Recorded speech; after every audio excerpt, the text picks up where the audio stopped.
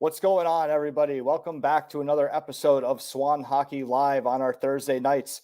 Tonight, we are joined by Kitchener Rangers OHL scout, Bill Underwood. Bill, how's it going? Great. Bill, How's it going with you? There we go. Got him. Everything's going good. Thanks a lot for coming on. Sure. Yeah, so let's get right into it. Ontario Hockey League. Best junior league in the world, yes or no? Yeah. All right, there we go, guys. Thanks for joining us. It's been a great night. Now let's get into it. So again, Bill. I was going to say Quebec League and Western League may have a little debate with us every May about that. Yeah. But, hey. Well, my feeling, I think the OHL is like the most like rounded, like the NHL. Like the Quebec League could be a little bit more offensive. The Western League could be a little bit more defensive. I think the OHL is, the most, rounded, if you will, like the most like the, in terms of the NHL style of play. So that's just been my opinion over the years. Our best, and over the years we have had the best draft record as a whole, year to year, over time, and so we certainly try to keep the standard up, and that's always the goal for us. Yeah, no, for sure. Guys, as more people are coming in here, a couple things. Again, this is completely interactive. If you're new here, we want to hear from you. Throw up your comments, throw up your questions. Could be whatever. You could disagree with something we're saying. It's all good. You guys have the chats, use them. If you guys are tuning in from Facebook and you're in our Junior Hockey by Swan Hockey Facebook group, remember, depending on your privacy settings in the group, we may not be able to see your name. Your comments might come over as anonymous. If you want to change that, you can go. I pinned the post in the featured section of the group. You guys can change your privacy settings. That's just us, though. Just everybody else will be able to see your comments. It's just on our end, we will see anonymous. But yeah, everybody else in the group will still be able to see your comments. We've also got the live podcast channel on Discord. So if you're using Discord, put your, again, you could interact right in there in the live channel, ping me, with your questions, comments, whatever. And, if you're not in Discord, it's a really cool tool, and it might be a little bit confusing at first, but once you guys get in it, you're going to see like, all right, this is really cool. There's a lot of cool things you can do with it. It's very, very interactive. So highly recommend everybody giving it a shot. If you are confused, no problem. Ask your questions, and everybody will help you through. That's what community is about. So we're focused on building a community here with Swan Hockey, and very happy to have Bill on here with us. Bill's part of our community. He's in our Facebook group. He's on Scout Central. We'll get into that later about how you can stay connected with him.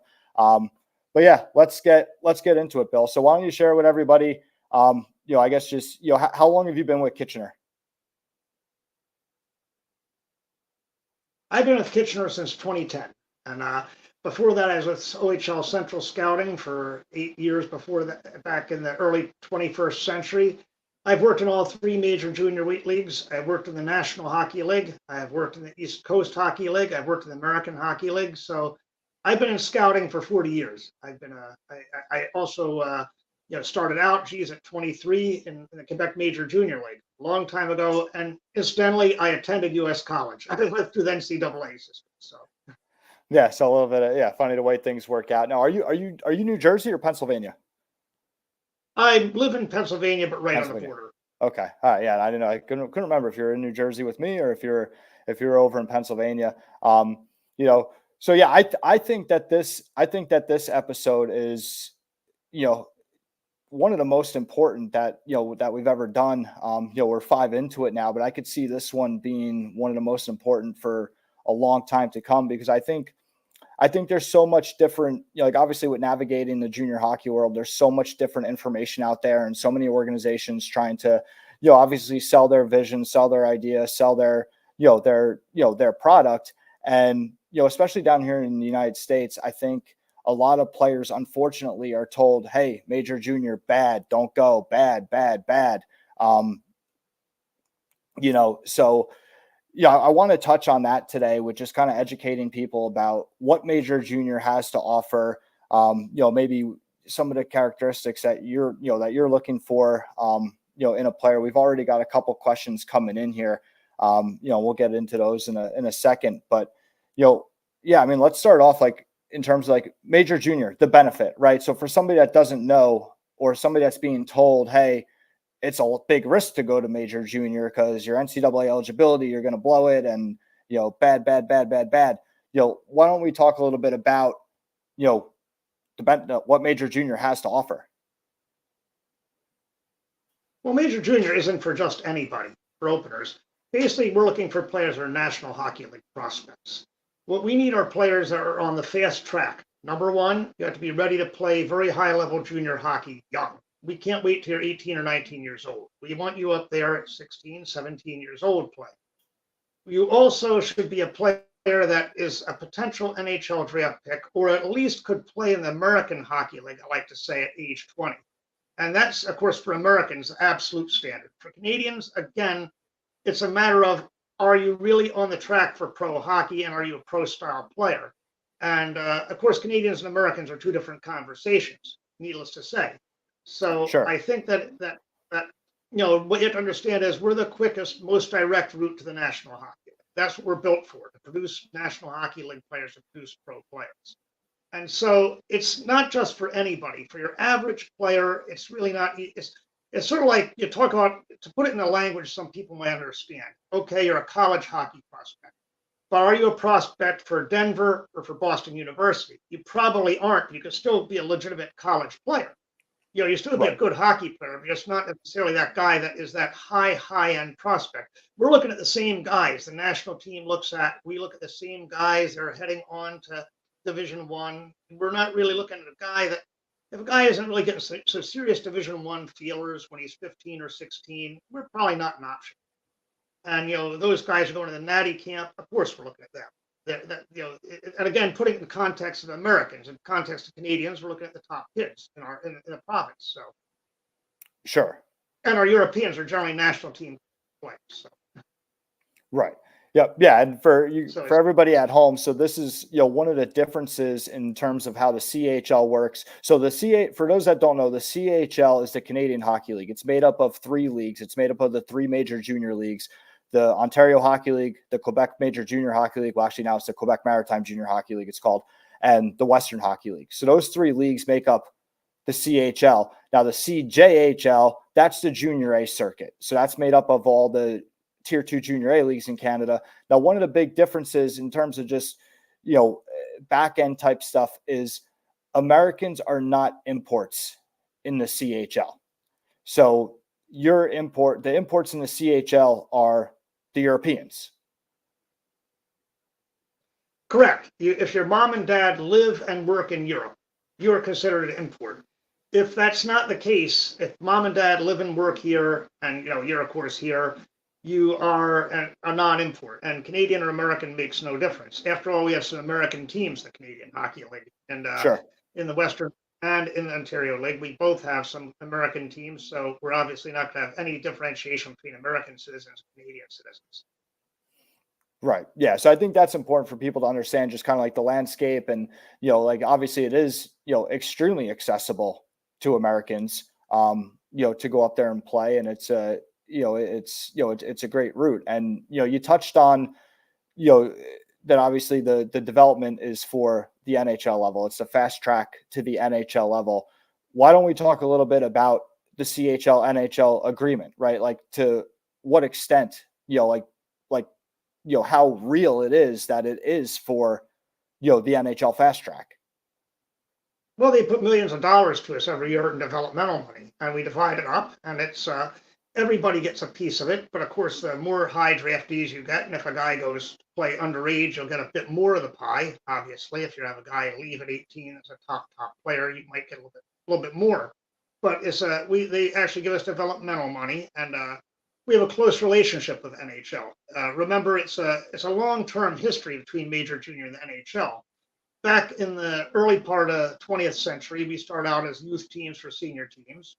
But then you came to the 1930s, and the NHL brought in sponsorship, where NHL teams directly owned and ran major junior teams that owned players coming up through those teams.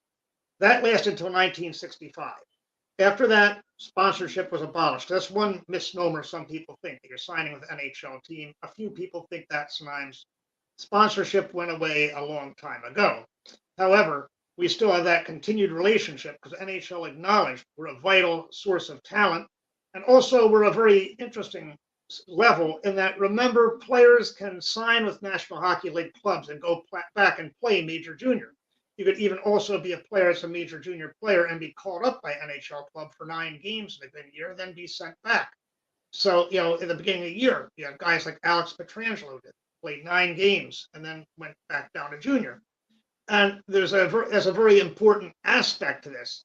That, remember, if you're drafted out of major junior, you obviously can handle that level of play. Now you go to NHL camp and your things don't work out in that first year. You can play exhibitions, you can come to camp, spend the full camp up. They can send you back to a level you can succeed at and apply those lessons to. You're not just being thrown in sink or swim in the American Hockey League or the National Hockey League. And if anybody here hasn't watched American Hockey League, it's the second best league in the world. It's not simple. And if you don't make the American Hockey League or the National Hockey League, to be honest with you, you're sort of on the way out, unless you're a goaltender, in which case you might go down to the ECHL to get a little bit of playing time. But for the most part, if you're not making at least the American Hockey League, it's not good news for your pro career. And believe me, being thrown in that sink or swim is hard. A lot of guys will sink.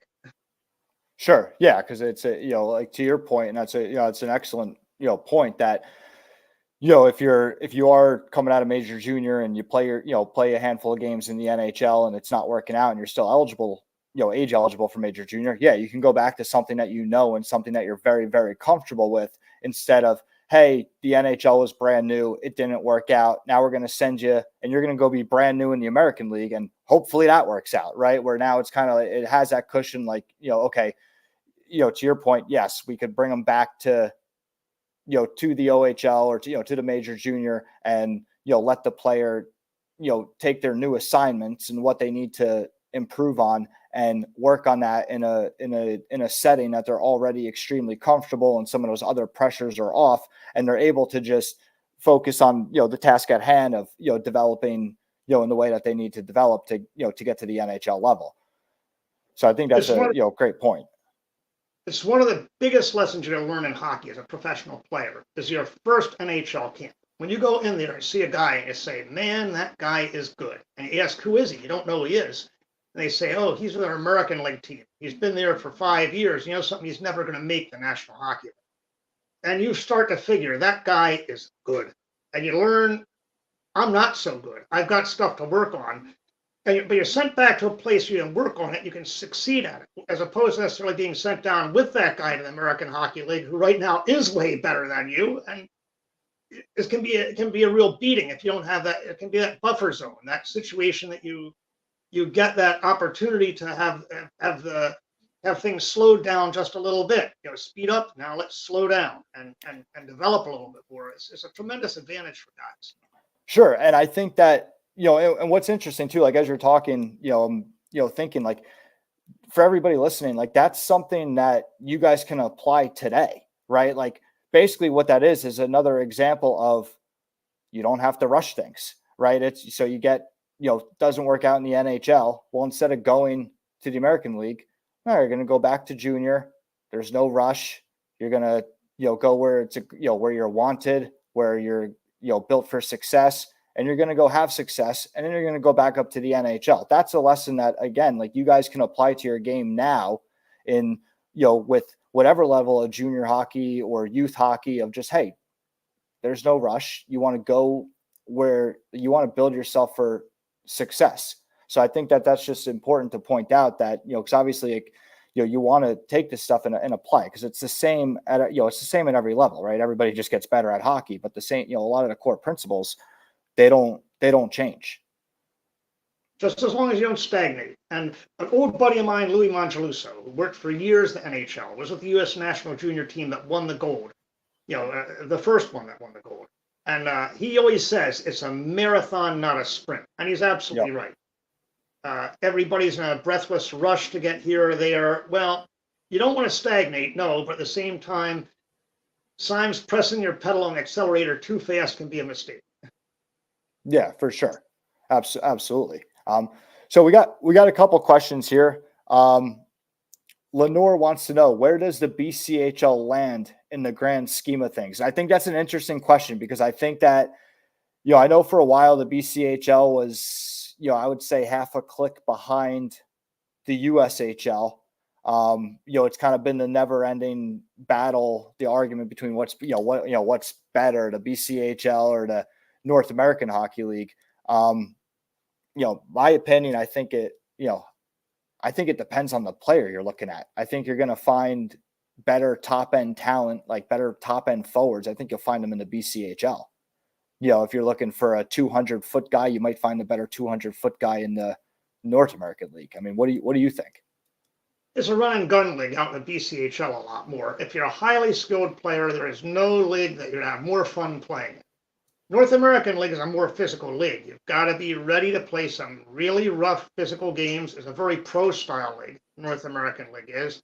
And that's a strong benefit. It really plays a strong pro style, but it's a very different style. And of course, the BCHL is going through a lot of changes right now. Yeah. They've gone independent. They're allowing 16 imports now. It's changed an awfully lot, and it's something that it'll be interesting to see how the progress is. The thing you do find the difference between it and the North American League, for example, and of course the BCHL is trying to move themselves to being the USHL of Canada, being that top college-bound league.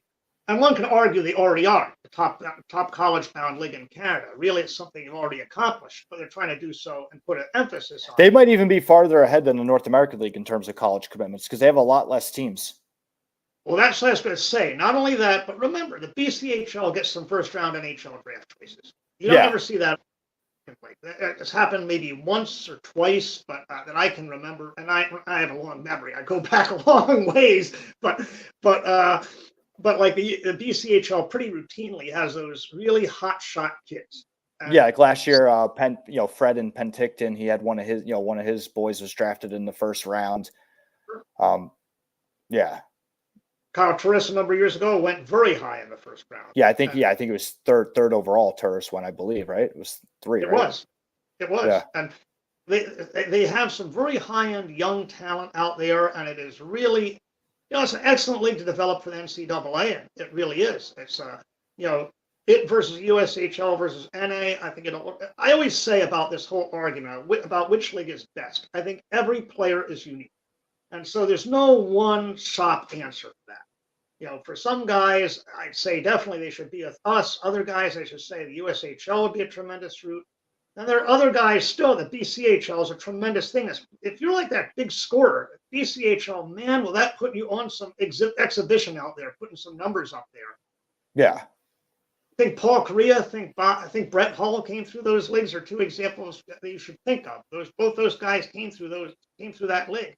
The Golden Brett was a Vancouver kid, and he's a late bloomer. And I'm trying to think. I think he played in Penticton. I'm pretty sure. And Paul Correa was another guy that played in that league, and of course became a great player. And but they were nurtured by that style of play. Sure. Yeah. And with that said, would you say North American League's better for goalies? Well, goaltenders are a strange breed, as we all know, and I think goalies, I think you got to go where you're going to play. Both are good. Both are good. Bill, I think we lost you there for a second. I was thinking Paul Correa. I think we lost you there for a second, or it could have just been me. But I was saying that for goalies, they're in their own world. Oh no. But having said that, the goalies are in that. Have me here? Am I here? Am I here? Yeah, you're here. Yeah, it could have just been me. All right, what I was going to say is, anyhow, goalies are in their own little world, and they all develop their own way. I'll tell you this much: there've been some excellent goaltenders that have come through the North American Hockey League. And how to judge? One thing about goaltenders I'll say this, and it might be controversial. I think American goaltending is probably ahead of Canadian, and so a lot. That's on youth hockey. How we deal with our goalies in youth hockey in the United States, we seem to have it right. And I think that it's hard to make that comparison because we're dealing mostly Canadian kids versus mostly American kids. And right now, if you ask me, the United States is probably winning the goalie war. Yeah, everybody there? Yeah, no, very well could be. Yeah, very well could be. And yeah, even to your point, like, I know, there's a kid that played in North American League for, a good chunk of the season last year that was drafted in the second round of the NHL draft. Obviously, another, local guy here, Stolars, Anthony Stolars, with the Florida Panthers. He was drafted out of Corpus Christi, and and then he was an interesting case, right? Like so he was drafted out of Corpus Christi, went Division I, and then left Division I to go to the OHL. And there were stories about that before he ended up even there. How he ended up in the North American League is kind of funny because there are other teams that passed on him. He was a really interesting story because he's the kid that nobody seemed to want to believe in until you believed in him. I always believed him. He played my summer league, and I always thought he was a great goalie. But he's a guy that. Yeah. That's the story of goalies. They can sometimes take a long time for people to warm up to. It's a maturity position. Yeah. Yep. Yeah. No, it's goaltending, it's definitely to your point, it's a more mature position, like they take longer to develop. We got another question here from Duker wants to know, what is the war room like during draft day? I guess as much as you can give us, without giving too much about Kitchener. We're all there, and we have our list up there. We prepared that, finalized the day before. We have the general manager in the room, the director of player personnel, sort of as a master of ceremonies, and then we have, of course, the coach might be in for at least part of the draft, depending upon schedule and whatnot. And sometimes we'll have somebody from one of the execs come in, and he might stop in for a few rounds. And basically, we have our list, and we sit there and we watch the draft, and we discuss it as it goes on. And what we'll do is each round will come up to we're going to be picking. We come to a certain point, we're picking in maybe 5, 6 picks, and we'll name 5 guys we want. We'll rank them up there. We'll have them up there, and we'll be ready for when we pick. And so so we sort of modify our list round by round. We look at who's sitting there, and of course that may change as the draft goes on, because bear in mind, we also have several different lists. We have a Canadian skaters list, American skaters list. We have a Canadian goalies list, and American goalies list. So we have 4 lists. We may want to shift. We might say, do we want to take an American this round? And we'll go to the American list then. Or maybe look at our American list and say, it's better than our Canadian list. We'll switch over there now. And of course, then there's always the goalie thing. We get to a certain point in the draft, you say, we better grab a goaltender. And especially that always invariably in any draft, any hockey draft, I don't care what league it is, you're going to have a run on goalies. At some point, that first goalie's going to go, and bang, bang, bang. You'll start seeing them go. Yeah, if you want one, you better grab them fast. No matter what you wanted to do that round, you better think about grabbing them fast. If there's a guy you really want, because he might be gone. Yeah. Duker's follow-up question was, are there any arguments? Well, we'll have not heavy duty arguments. We'll sometimes have a little discussion back and forth. Always very quiet, very civil, just about who do we think we ought to go for. We both make our points, and but generally by that point we pretty much have in mind. We'll just each put our 2 bits in. What do you think about that? Does anybody have anything to say about that order?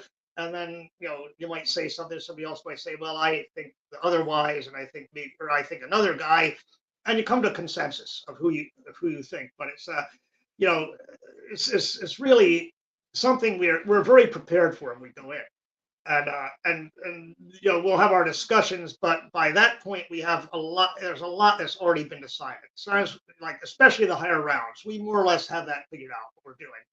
Get to the lower rounds, and what you might do also, signs is you might come around and just bring something up and say, as we get to a certain round, we might look at taking this guy now, especially we with Americans might do that. We might think about this guy here because I hear he may go or whatever. You may have something like that come into play.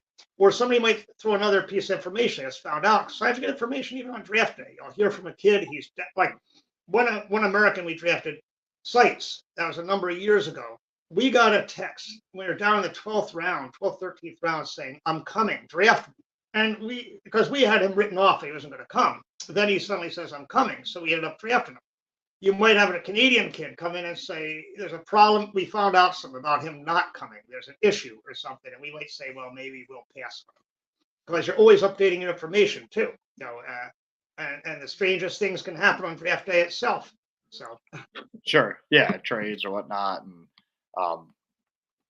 and while we're on the topic of the draft, I want to talk about in terms of, drafting a Canadian versus an American and what different, um, dynamics might go into that. Like, I want to talk about the school packages because I think that's a lot of, I think there's a lot of stuff there that a lot of people don't realize about major junior, especially in terms of the school packages. And, um, it's, because, people are like, oh no, we don't want to play major junior. We want to get a college scholarship. It's like, well, when you find out, it's, so why don't you, tell everybody?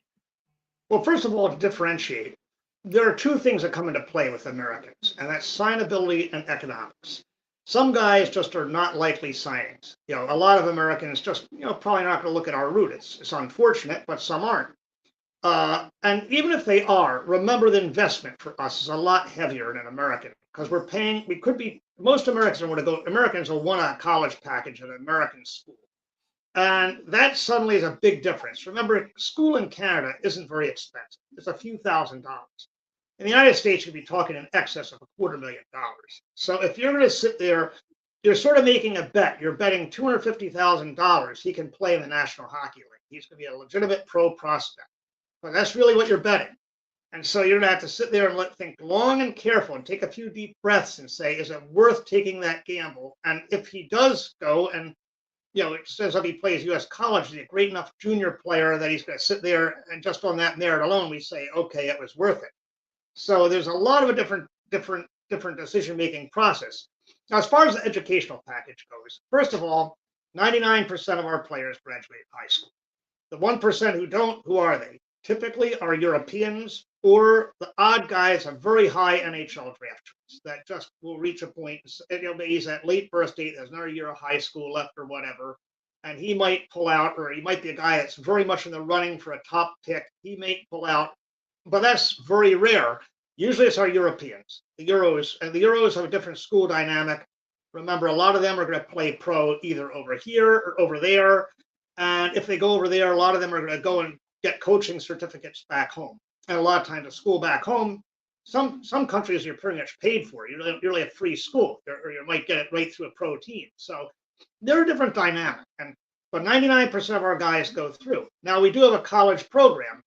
How it works is this. You get a minimum of 1 year's tuition per year you play in the league. And also, there's an interesting little caveat here that remember that if you take courses during your major junior career, those don't count against that. So say you took a year and a half worth of college credits and you also had 3 years in the league, you could get 4.5 years, or you took 2 years of college credits, you could have like 5 years of college. So you actually could technically finance your master's degree if you wanted. You could also do that too. We have several golden parachutes, which are guaranteed 4-year deals. And we're only allowed a limited number of them on the books, but we do have guaranteed 4-year deals. And with U.S. kids, top U.S. kids, they pretty much universally get that guaranteed 4-year deal. And it's at a university that there's a mutually agreed upon university. It usually is based upon locality, or it can be based, a lot of times with U.S. kids, okay, you were committed to this school, or you're thinking about going to this school, okay, we'll take care of that school for you. That would be the value we put it at. So that value there is basically a varied value. And so there's a lot of players that take that. Some don't. You have 18 months after your overage year to take that or not. If you don't take it after that, it's the statute of limitations. It's done. But you have 18 months to make a decision, and the only way it's nullified is if you play in the National Hockey League. You play in the American Hockey League, the ECHL. You play in Europe. All of that, you're open to go back and still take that. If you just played 1 year there, you can go and take that degree option. And so it's paid for, and you're taken care of, and it's an interesting option. A lot of guys take it, not as many as obviously it's not 100%, but guys do take it. And the interesting thing is how many guys, ex-major junior players, actually get degrees. The interesting thing is we really don't know because we only know the ones we've tracked. Say like Nevin Marquardt, who played for the Boston Bruins a couple of years back. Nevin went to Northeastern University and got an advanced computers degree. And he actually went to graduate school at Northeastern and he's a computer whiz. Now, here's an ex-major junior guy. But he went back to school once he was with the Bruins. So we never tracked Nevin. Nevin would be lost between the cracks. A player, Mel Bridgman back in the 70s went to the Wharton School and got his MBA while he played, when he played with the Flyers. Now that guy we'd never have tracked because he went back to school during his NHL career. And so anybody that goes back and doesn't use our education program, we don't know.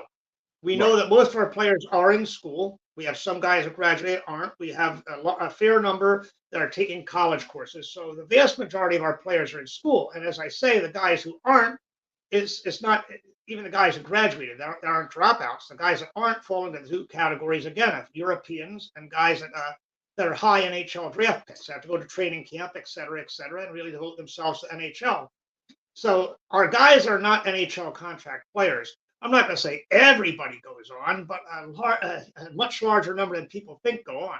The majority of players, we're getting guys through high school, and we're getting a surprising number in college. I think a lot of people would find.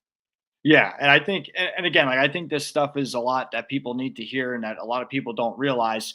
And I mean, I'm sure a lot of people right now. The next question is, all right, how do we get to the league? Like, all right, like this sounds great. Like, how do we get there, right? Like, like obviously, like, do you want to talk a little bit about the process of like, okay, so there's draft day, and then after that, I mean, there's really not, it's relied heavily on the scouting staff. Well, basically, the draft is our main source of talent. We don't run big free agent camps. We don't do that. Those things, let's be honest, are fundraisers.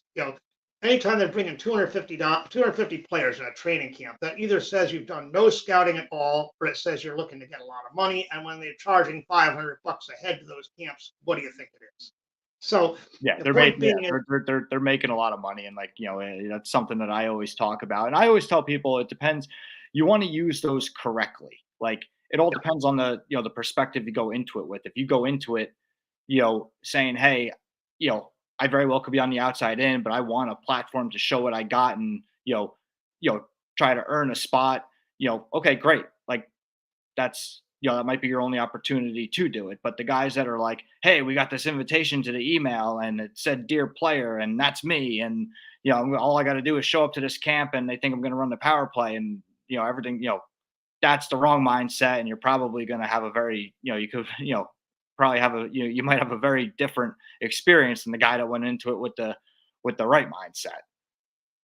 well, there's also a difference league to league. Like the Yeah. NCDC or the NA, you can make it as a free agent. Higher up, you're probably, well, the BCHL really doesn't have the same tender and draft system, so you can do it there too. USHL has a long draft. Odds are they're more like us. If you're not a draft or a tender, it's unlikely you're going to be a team. With us, we'll like our camp. We'll have a rookie camp. We'll hold in a few weeks. That'll be about 30 to 35 guys. They'll be our draft choices, either from this year or previous years. We have about a half dozen free agents we'll bring in, highly select free agents. There may be guys that for some reason weren't drafted the past 2 years, or maybe they're a guy that for some reason there's a late blooming status or whatever, But we got a few guys in there. It's a very small number. Then we go to our main camp, which will again be 30 to 40 players. That'll be our regular team plus guys from that camp. And so what we don't have, our definition of a free agent typically is a little bit different. Our definition of free agent is usually a player that played in the USHL or the BCHL, or a player leaving U.S. college. Somebody that maybe was undrafted, but he played Division I and he decided he wants to play Major Junior. Well, then he's a free agent. We can sign him. We aren't typically going to be bringing in a lot of blind free agents. So the answer about how to get into the league, again, we mirror the National Hockey League. We're a lot like them. The NHL, more or less, how do you get into NHL camp? Well, you're a draft choice, or you're with the farm team, or you're a veteran player coming back, or you may be a very highly select free agent. You look at the number of free agents in the NHL, they're usually pretty good. And out of that camp they have, it's not a huge number of free agents. They only have so many free agents there. So it's very much a mirror of the NHL. Right. And like you got to be more sure at these levels, and because there's a lot of money on the line, to your point, like with the school packages, right? Like, and even when there might be a little bit of a hiccup, you try to make it work. It's like, all right, we don't want to hand out another, school package or whatnot. Like, got to try to make this work. And, So it's yeah. And on that, so speaking of farm teams, we have a question here from More Hockey. Do most major junior teams have junior A affiliates? We have And affiliates, yeah. yeah, It and I might be think junior A, what is yeah, that? junior A or junior B. Yeah, we Yep, have I them. was just that's what I was just gonna say. I think what might surprise people too is that they actually utilize, like I know the OHL, and over the years they've utilized a lot of junior B teams, right? They've utilized a lot of junior B affiliates, as opposed to the junior A, for whatever reasons. And I think that that's an interesting, I think that's an interesting point too, because a lot of players might not realize how good some of the junior B hockey is in Canada, right? Like especially the Ontario League, like because they might not know, like okay, like these guys are the OHL teams are using Junior B as affiliate, and they hear Junior B in Ontario, and they're like, no, no, no, I don't want to play there. It's like no, no, no, it's actually pretty good, and I'm not even sure you can play there, like you know, Well, we have the Dutchman in town there. You have a lot of teams that are right in town with you. But the thing that you look at is remember, a lot of our draft choices aren't going to play for our farm team. They're not going to sign some of those guys on it. Usually we sign the guys that play for the big club. And then we'll have other guys. A lot of our draft choices, they asked about the draft room. An interesting thing that comes up there for Canadian players the question is always, where's he going to play junior next year? It's always an interesting thing. That's always the question that comes up. American kids, not so much so, because most American kids, we know juniors older down here, and most American kids will come back here and play midget another year if they come back or if they're not going to sign. But you do, or the national team or something like that. But in Canada, the primary question is where are they going to play junior next year? And a lot of those guys are playing tier two.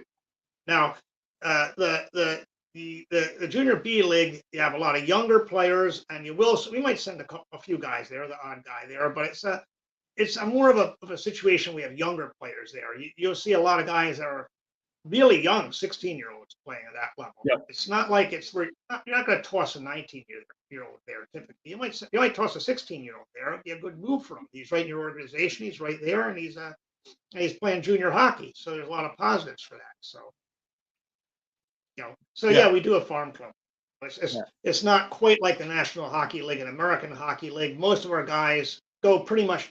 Well, it's pretty much like top NHL draft choices. Most guys go directly to our team, or else they play tier two a year somewhere, or maybe play in the States another year and a national team or whatever, and then come up. We've had a few guys the national team end up coming to us, and we've had odd kid on delayed delivery for whatever reason that comes up that year late. Yeah. So moral to the story, another lesson that everybody could take and apply now is everybody's path is a little bit different. There's not one way to do it the right way, and Bill, this is what, something you and I were talking about earlier today. Like the right way is the way that works for you.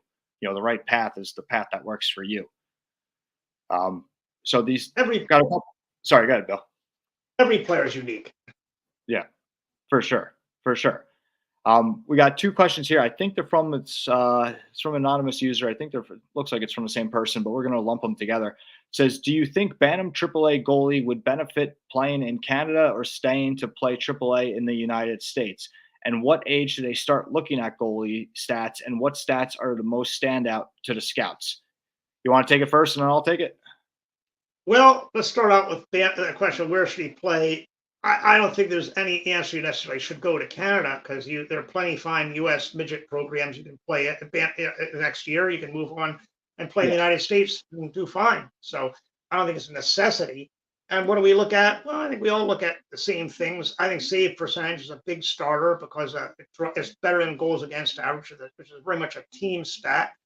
I think wins losses are a team stat. So I think the biggest one we have to look at is save percentage.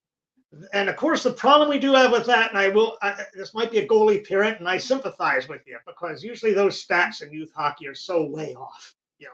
It's amazing how bad they are at keeping save percentage. But it's the one we'll look at a lot. And you have to watch the guy. It's a lot of things come into play. Also, size. Size is an important thing. It's scary. In goal, size counts more than defensemen these days. I'll have people. It's so funny. When I first started scouting the NHL, the very first day I went to work for Quebec, they said we won't take a defenseman under 6'1", 6'1", or bigger than that. The forwards, we might go down to 5'10" if he's outstanding. Goalies, we don't care as long as he can stop the puck. Bigger is better than otherwise. But now you look at it, 5'10" defensemen that can carry the puck are suddenly a commodity. But a goaltender, if he's not 6'3", 6'4", 6'5", when you reach a higher level, they don't even want to talk to you. It's just, you really got to. I know a young man I helped out a number of years ago who's 5'10", and it finally worked out for him. But man, it was like trying to pull teeth from a tiger, getting teams to pay attention. Except this kid can play. He had to win so many clutch games, had to put on so many performances for people to finally say uncle, and he's he ended up being a Division I goalie, but it just shows you that's another important number, unfortunately, is height. Yeah. Yep. Yeah. And I would, and going back to the first part of the question, playing in Canada versus playing in the United States. Yeah. I don't think it matters. I think wherever you're going to get the best opportunity and wherever you're going to perform the best, the one thing that I would add to that is the territorial for the OHL, the Quebec Major Junior League, and the Western League. If you're looking to go Major Junior, if you're in, depending on where you live, that dictates which league you can play in. At least in the beginning, the OHL and the QMJ, the Quebec Major Junior League, they allow transfers. The Western Hockey League does not allow transfers. So where you live plays a big part. That's what league you could play in. So if you're looking to move away and play, if you're draft eligible, you probably want to play in your territory if you want to have the most amount of scouts looking at you. Because if you're from OHL territory, but you're going to go bill it and play in Western Hockey League territory, well, there's probably not too many OHL guys, looking for draft eligible players in Western Hockey League territory. Oh, exactly. No, we're not. The only time we might see you is at a tournament. Like if you play in the Tier 1 Elite League, say you're playing for Dallas, we'll see you when you come out here. But that's only when you come out here we'll see Dallas play. Otherwise, we're pretty oblivious to them.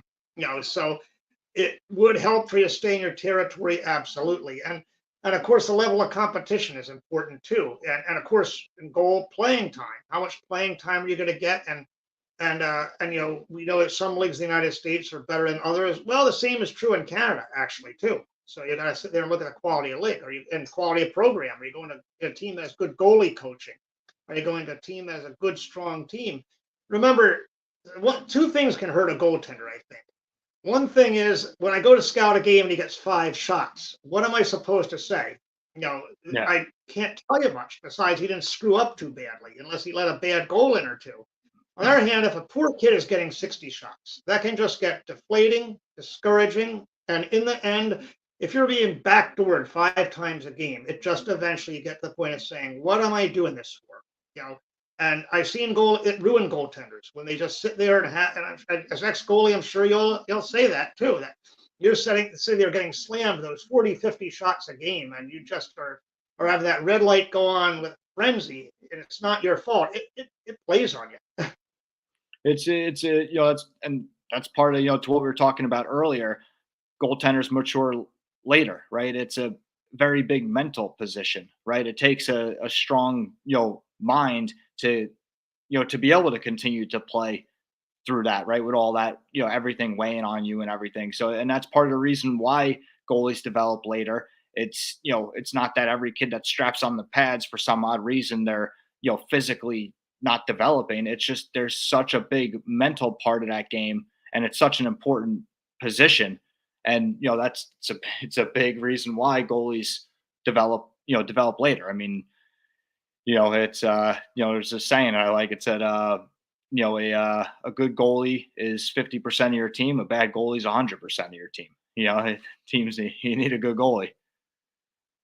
Absolutely. The other old saying that it's 75% mental, 25% being mental. Yeah. Yeah. And I agree. I agree obviously 100% that the save percentage is the bigger, the most important stat for, I'm going to say the second most important stat. The first most important stat that for goalies that I think, is wins. like if you're just a guy that's just constantly winning, even if your save percentage is a little lower than somebody else, but for some reason you're just a winner, like that's, it's but you got to read into that one a little bit. Like it's not just, that one's not so cut and dry. Like, all right, just because the kid has a ton of wins, he's automatically the best goalie. But I think that there's a lot to be said for a guy that, the best example that I, could share is, a guy like Marty Brodeur, and Jimmy Dowd and I have talked about him, multiple times on, different things online. Brodeur was a winner. Like he could be playing, he could be having an off night and the game could go into overtime 5-5. He still wins 6-5. Like that guy just knew how to win. Like even when things weren't going his way, he still knew how to win. So I think, like, for me, it's, it's the winning and the save percentage 100%. I mean, for most cases, I would say the save percentage is going to be the bigger tell, because like I said, there's kind of a lot to dive into with the wins, but there's, for me, the winning is, extremely important. Oh, it is, and I think it depends on what type of wins. If you're getting those wins with 5 shots a game, Right, the 5 shots, not yeah. too much. But if you're That's why I say there's a lot to dive that into. guy, and the other thing is, remember chicken or the egg. A team will often win because of that goaltender. Like I've seen teams like that. You can just see when the goalie lets a bad goal in, it's the things are going to start to fall apart. And you see all the shoulders slump on the bench, the heads go down. Had a pro goaltender like that in the ECHL a few years ago. Yeah, the timely goals. 2 or 3 bad goals, and you just saw the team. I talked to the guys. They said, "Yeah, we knew it was over the minute that happened." Now, on the other side of the coin, you have, in fact, a funny story on that. I was asked to pick stars of the game that game, and I said game-winning goal, and the guy said, "You got to be kidding! We're ahead 2-0." I say, "You know who's in net?" And sure enough, guess what? They lost in overtime because the other team put a lob shot in, just a dump in from the blue line that went past his glove side. So this is what can happen with a bad goalie. And on the other hand, I've seen other goalies. I played in front of other goalies that you just know they're going to stop the puck, and there's a 50-50 chance, 50-50 puck. You're going to take a shot at it because if you don't get to it, he's going to make the save. As long as there's nothing too stupid and outrageous, he's going to make the save. Another guy, you're going to say, "Oh, 50-50, no, I'm backing off because I know darn well what's going to happen if I miss." Right. Yeah, it affects the whole decision making in front. It impacts the whole confidence of a team. Yeah. Yep. Absolutely. Yeah. Duker wants to know, and again, another thing we were talking about today already. This morning, do agents push their players, right? And I guess again, what we were saying this morning, you're telling me agents are a must, right? You want to get into the contracts and stuff. Yeah, remember you're dealing with a contract with Major Junior. It's a contract. They're going to be spelling out what they'll give you and all the specific details. And of course, if you're in Major Junior, you're probably working your way towards pro. You should have an agent, and I mean an NHLPA agent if you're going our way, because you're dealing with contracts. There better be a lawyer involved. And remember that general manager across the desk has negotiated how many deals. This is the first one in your life. You shouldn't go in on your own.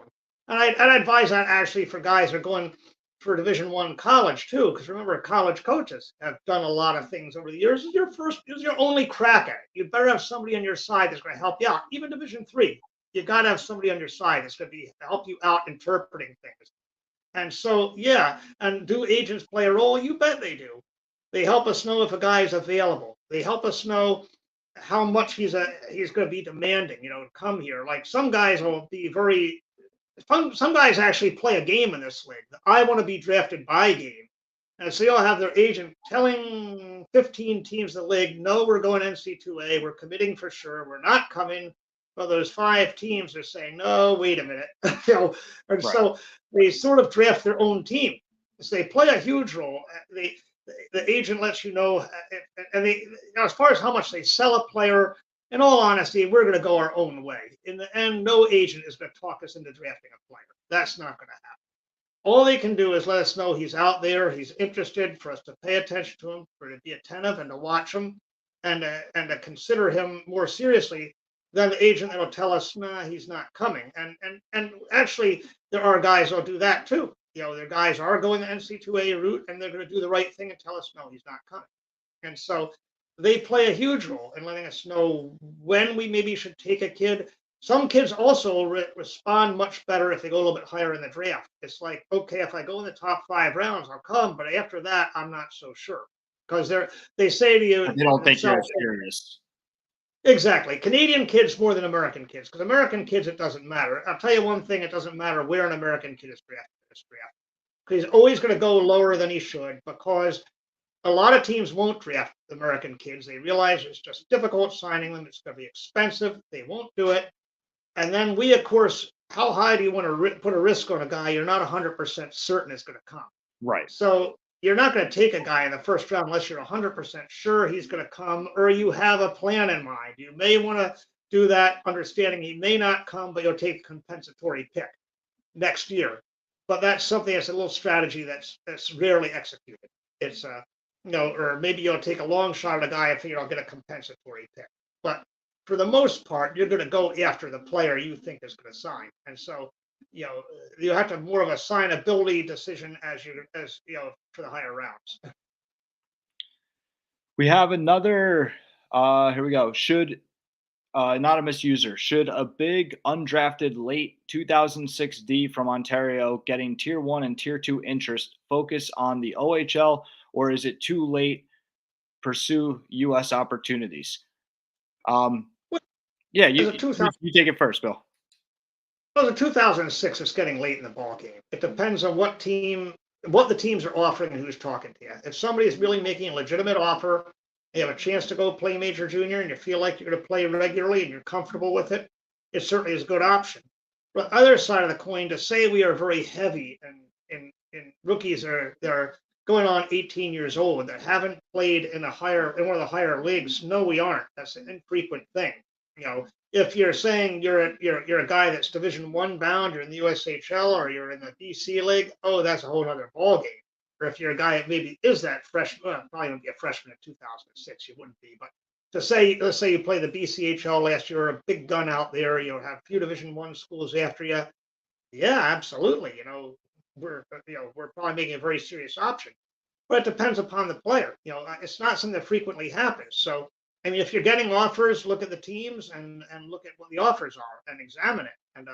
And you should talk to your advisor and see what they say. It's certainly something that I think that is it's certainly an option for you, but at the same time, it's an option that you've got to examine and think of like how far are you along in playing in the OHL actually? Because remember that you're an 18-year-old now. All right, the clock is running out on you. You only have 2 seasons now before you're overage. We only can keep a limited number of overagers. So if you're not ready to come in and contribute fast, are you better off maybe looking at the U.S. route and taking a couple more years and maybe ending up in college and taking the longer route? Right now, I'd say if you're not in the league as you're 18-year-old, you're probably on the slower path. But at the same time, there are exceptions to the rule. I've seen guys come in and do pretty well with it. And it depends on the circumstance of why you weren't selected. But a size thing, maybe you're like, if you're a big kid that really just finally started to mature, that's a little bit different situation. That says suddenly, maybe you're starting to get on the radar screen of people, maybe even pro people. So it might be something to look at. If you're it depends if you're ready to step in yet, and what opportunity you really have. Sure. Yeah, and a couple things to touch on it. For those of you that don't know, an overager in the OHL is a 20-year-old, right? So, like in leagues in the United States, like the North American Hockey League, they could have as many of them as they want. 20-year-olds are considered overagers in the OHL. So next year that'll be the O Force. And Bill, you guys could have 3, but only dress 2, correct? Correct. It's a very small number. And a lot of those guys are veteran players that have been in the league, and it's like they've they're that good kid that really doesn't have a pro offer, and he's a good junior. Maybe a captain of the team or something like. Yeah, a good kid and a good solid, good honest hockey player. Yeah, and then so what I would tell so for this question, what I always tell people is don't close off any door, right? Like major junior is extremely hard to get. NCAA Division I is extremely hard to get. don't make the choice until you have to make the choice, right? Like, don't, like pursue both, because there's a lot that has to happen. Again, they're both very hard to get. There's, probably a small percentage of people that actually do get both and they have a choice to make. If you don't have both, you really don't have a choice, right? And I'm not saying to take the first thing that comes to you, but you better give it a hard look before you turn it down and, for something that you don't even have, right? And then try to go win the lottery for a second time on the other side. So I think that's it. Sometimes the stars only align once. Like for both avenues, there's that little bit of luck involved that you need that nobody can control, and you kind of need a couple things to go in your in your favor.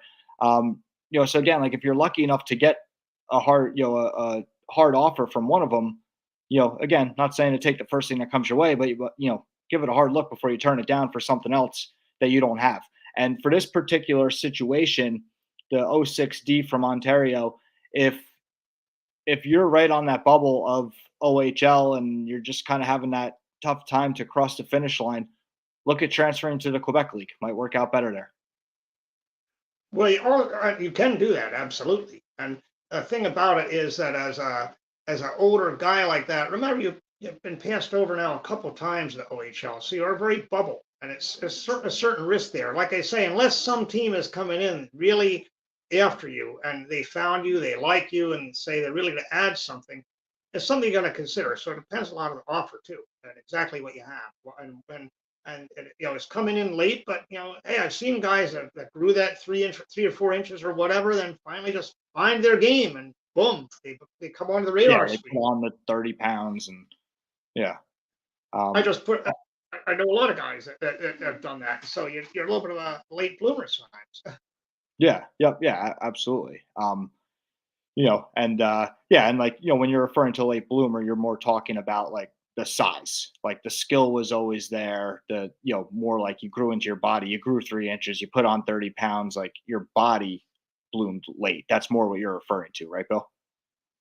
Well, a lot of times a late bloomer, for example, there's a kid here in the mid-Atlantic I watched him a long time ago. And when I first saw him at the district camp as a bantam, I said to myself, my God, somebody get a chair out there. This kid's going to fall down. He's a big, tall stilt out there.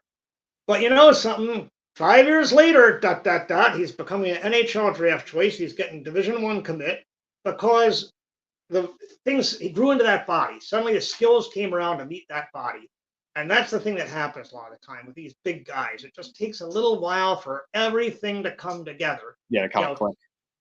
It's just pulling it all together. It's and growing into the body. And I see it happen a lot. There are a lot of guys that are these giants generally mature late. It's not it's the little guys. The guys you worry about is a little guy can't play when he's 15. Then something he probably never will be able to play. But a big guy that isn't the best player in the world at 15, something, he still has a chance, a really good chance. He just has to grow in. I see a lot of big kids like that. They're big, gangly spiders at 14, 15, but something? Yeah, and they grow into the body. Interesting. They're the most fascinating kid on the ice suddenly by the time they're 18. Yeah, yep. Yeah, we got one here that says, "Thank you both. You're welcome." Yeah, no, guys, this is awesome. Like, we're very happy to make it interactive, and like I've said in the past, like I've got some really really good people on my side in this game, and I'm happy to open this up to you guys and have you guys in on these conversations. And again, so that's why I want ask your questions, throw your comments in there. We got another one here. It says, "What age do you start looking for goaltenders for the OHL? Is it 14?" Well, I really start paying attention to guys, honestly, at the end of their Bantam major year. I'll look at them a little bit, but the real critical years you get into that draft year. Because the problem is Bantam hockey, two of the biggest jumps you're ever to make in hockey are Bantam hockey to midget hockey, and then youth hockey to junior hockey. Because, suddenly, first of all, I like to say going to midget hockey, you're suddenly playing big boy hockey. It's a lot different from Bantam. Suddenly the guys get bigger. A lot of those kids really start kicking in with their growth. You start having hitting come into the game you didn't have earlier on. And the game changes tremendously. Just like in youth hockey, you have a limited number of age groups together. Suddenly you have a large number of age groups together in junior, and you have the whole country instead of one region. And there's a huge growth jump point at that point. So Bantam, I'm always careful about making too much judgment off of Bantam. You'll start getting on the map as that second year Bantam, but I really start taking a lot more stock.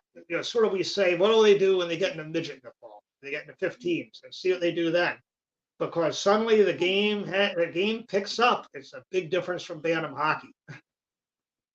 Have you found any difference? This is interesting. Have you found any difference in terms of the scouting and even drafting with since USA Hockey moved hitting to Bantams? Have you seen a difference before that? Yeah, Before that change versus after that change? not maybe a little collateral difference. I'd say a collateral difference, but still, to be honest with you, yeah, are they?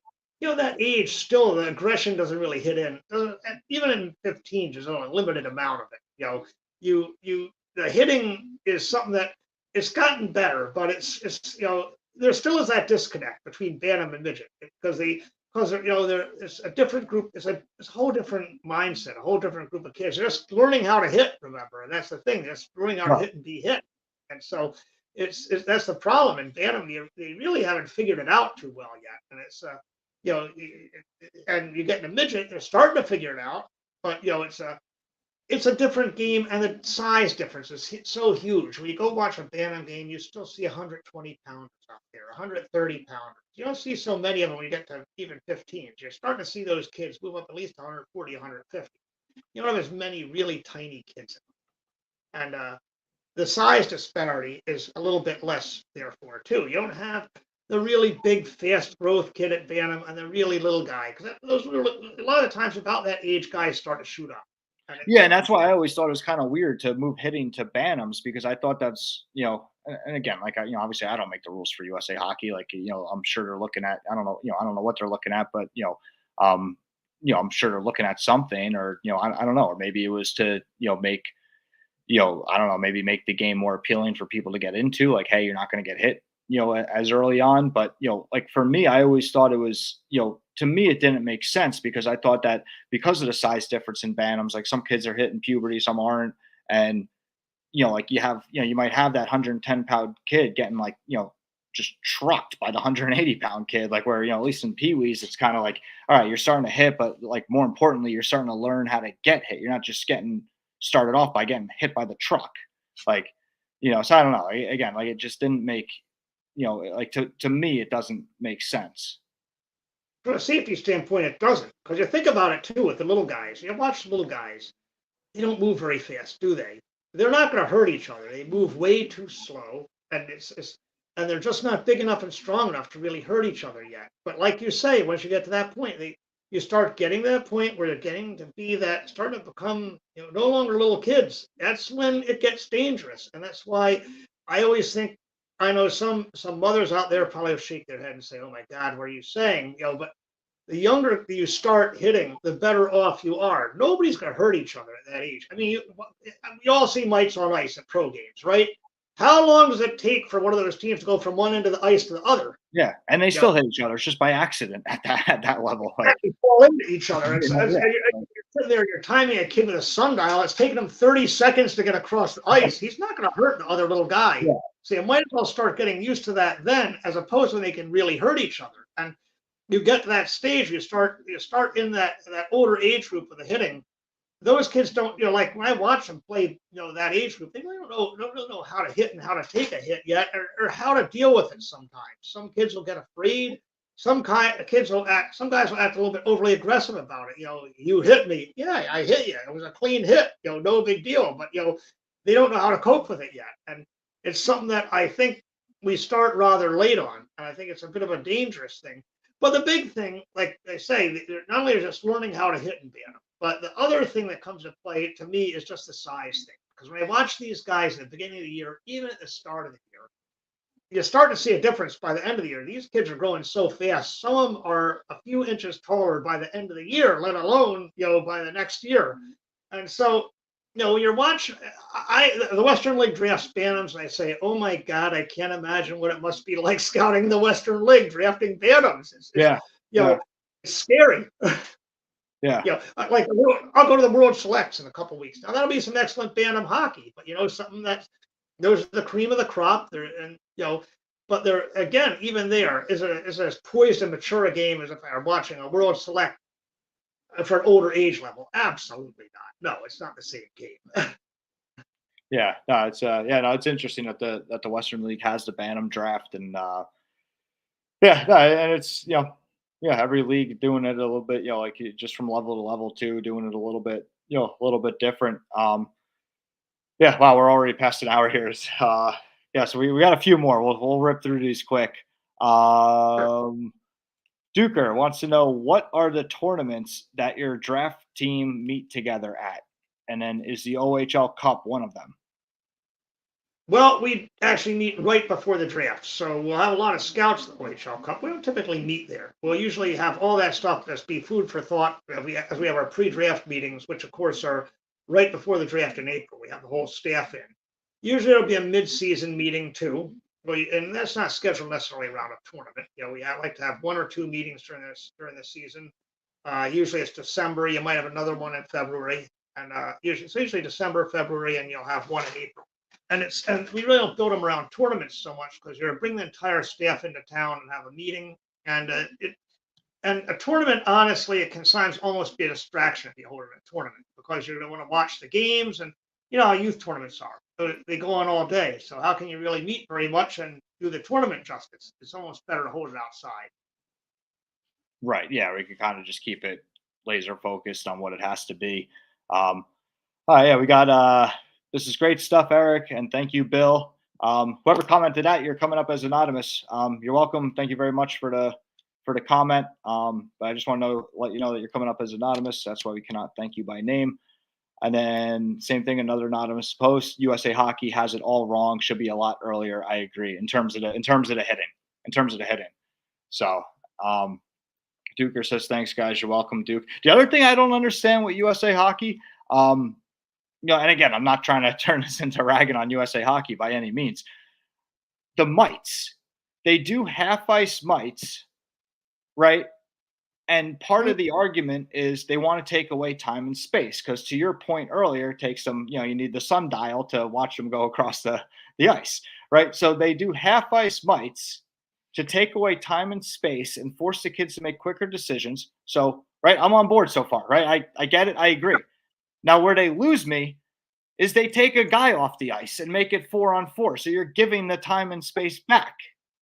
That's where I get lost. I don't understand it. Like still, there's probably still some, there's still some less time and space, but why take the guy off the ice? Why create less time and space and then give it back by taking the guy off the ice? I mean, I think a lot of it has to do, you could schedule 2 games at one time and you're, saving money or making money. But yeah, that was the other thing. I was kind of like, hold on a minute. Like, I'm on board, until you took the guy off the ice. Now I'm back to semi lost. Yeah, there are some decisions that are made developmentally that you question why. Just sort of like the icing rule on power plays. Look, you get to higher levels of hockey, you can ice the power play. So why are you telling me you can't ice kill a power play? It's kind Yeah. of stupid. It's so at some points you got to say the game is played a certain way and just stick to it and develop for the game as it's played. And I think that and Hockey Canada has the same bizarre little things and nuances. It's you know I don't know if any of us have it completely right, but I think that yeah, I mean there are some developmental things in the game that have to be tweaked, and that's one of them. Because another thing is, let's just think about it this way: you play with a fifth guy on ice. How are you going to learn the purpose of that fifth player? You don't have 5 guys on ice. Right. You know what? There's suddenly somebody missing here, and it's like you go on and okay, well, fifth guy. No, it's something that. It may make sense to a mathematician looking at square feet per player, but if you sit and look at actual hockey tactics, it really doesn't make sense. Yeah. It's just everybody over here and everybody over here and everybody. Yeah. It's just, but yeah. All right. Yeah. I Sorry. out there. So suddenly on a 5-on-5 and say, "Who's that fifth guy we have out Right. here?" It's Right. kind of. Yeah. Yeah. No, exactly. All right. Yeah. So Bill, we're gonna give everybody the player tag BU5, Bill Underwood, and then the 5 is for episode 5. So BU5, add it to your Scout Central profiles. Bill will have that tag. That'll be Bill's tag, and he will be able to search his tag and see a list of every player that is, wants to stay connected with Bill, interested in, in the OHL route, in Kitchener. And again, just make sure your Scout Central profiles are standing tall. If Bill's at an event, he can search his tag, and if he clicks on your profile and sees that you're at the event, he can pull you aside, talk to you. It's again, guys, the community aspect of this is huge, and that's what we're trying to do, is just connect everybody. We all spent this time together tonight. We want it to continue, IRL, in real life. So add that tag to stay connected with Bill. The other thing that we've been building out a lot this week is the community Discord. Again, I touched on it in the beginning of the episode here. And before I forget, if you're not on Scout Central, scoutcentralhockey.com, you can go there and check it out there. You can create your profile. So the community Discord, been building that out a lot this week. It's a tremendous community tool. It's a lot of fun. It's like half serious, half just chill. There's a bunch of different chat channels in there. From stuff for navigating junior hockey to an NHL chat where we can all just kind of BS about, the NHL. That's going to be a lot of fun, especially with playoffs coming up. There's a IRL chat in real life. Like I know in our Facebook group, we're all, last week we're all talking about the eclipse, and everyone's sending pictures of the eclipse from, their view of it from where they're from. So just another cool thing to connect us all. And so join the Discord. Again, if it's foreign language to you, just ask your questions, right? That's what the community's for. Everybody help each other out. So you can join a Discord. You can join Scout Central by just go to swanhockey.com and and you will see everything. You scroll, you click start, you enter the website, you scroll down, you'll see community tools. You'll see the link there to join the Discord, and you'll see the link there to create your player profile for Scout Central. And then you'll see a link there to join our Facebook group too. If you're really, really intimidated by Discord, the Facebook group is there, but give the Discord a shot. I'm telling you, once you get the hang of it, you're going to be like, oh, how did I never use this? But yeah, everything's there. I saw a comment just come in. Where do you create the player profile? It's www.scoutcentralhockey.com, or you can go on swanhockey.com and you'll see the link there under community tools. Guys, awesome. Thank you so much for hanging out with us tonight. We'll be right back next Thursday, 9 p.m. Eastern. Bill, awesome. Thank you so much. That was a lot of fun. Thank you, guys. I enjoyed it. And anybody ever has any questions for me, I'm always quick to answer. Yep. Bill is in our Facebook group. Again, he's on Scout Central. Connect with him on Scout Central. Connect with him in the Facebook group. James says, thanks, guys. You're very welcome. So yeah, awesome. Everybody have a great night. Bill, thank you so much again. Take care, guys. Thanks, guys.